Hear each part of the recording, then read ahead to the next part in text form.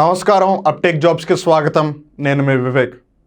ఇవాళ కరెంట్ అఫైర్స్లో మనం భారతదేశంలో ఒలింపిక్ వాల్యూస్ ఏవైతే ఉన్నాయో వాటిని ఇంకా ప్రమోట్ చేయడం కోసం ఏ రెండు సంస్థలు ఒక పార్ట్నర్షిప్ని ఏర్పాటు చేసుకున్నాయి.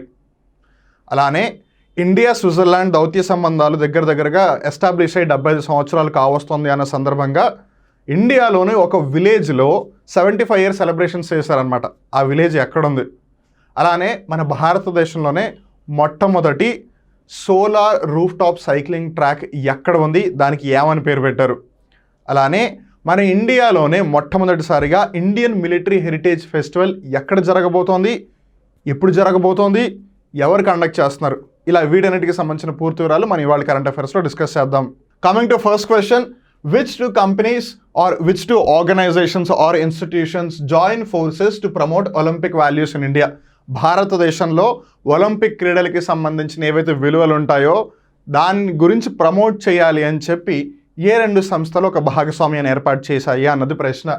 And those two institutions are IOC and Reliance foundation.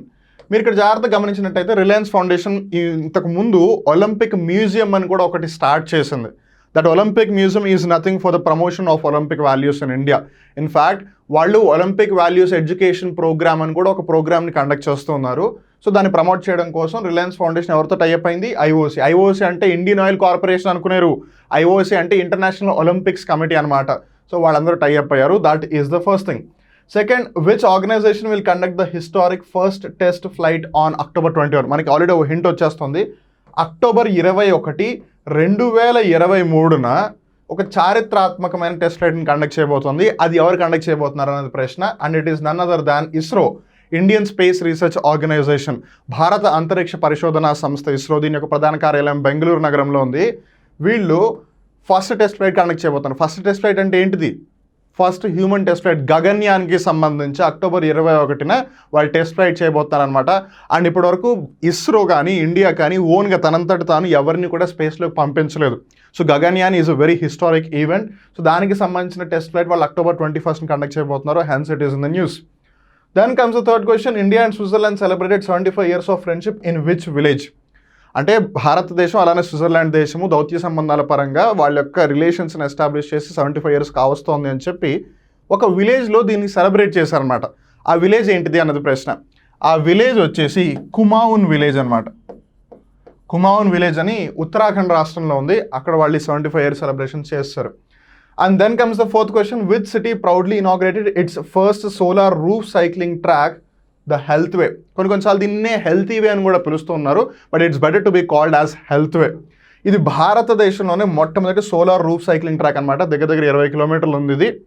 ఇది ఎక్కడో కాదు, మన విశ్వనగరం అయిన హైదరాబాద్లో ఉంది. Yes, you heard it right. ఇండియాలోనే first solar roof cycling track హైదరాబాద్లోనే ఉంది. దానికి హెల్త్ వే అని పేరు పెట్టారనమాట. Who will conduct first ever Indian military heritage festival? This is one of the important questions that we really need to answer. So Indian military heritage పేరే చెప్పేస్తుంది. అంటే మన భారతదేశానికి సంబంధించిన మిలిటరీ ఏదైతే ఉందో దానికి సంబంధించి హెరిటేజ్ అంటే స్టార్టింగ్లో ఎలా ఉండేది, ఇప్పుడు ఎలా ఉంది, వాటికి సంబంధించి ఒక ఫెస్టివల్ అనమాట.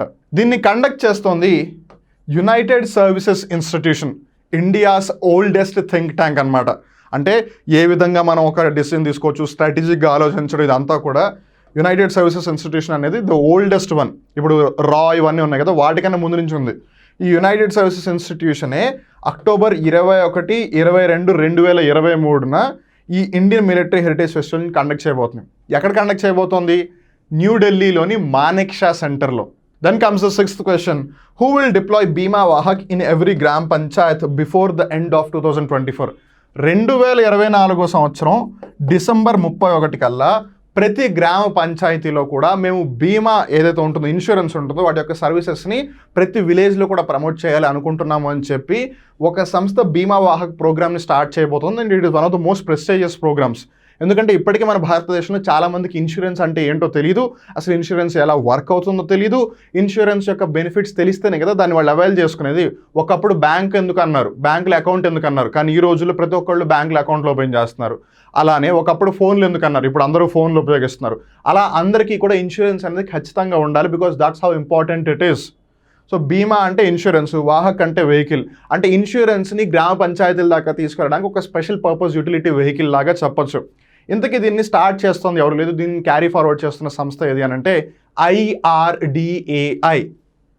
IRDAI, insurance regulatory development authority of India.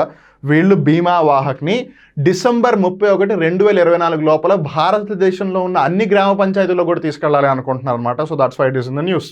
So that brings us to the end of today's current affair. We will again meet in a new current affair. Till then, keep watching Uptake Jobs. Keep updating yourself. Thank you. Namaskaram.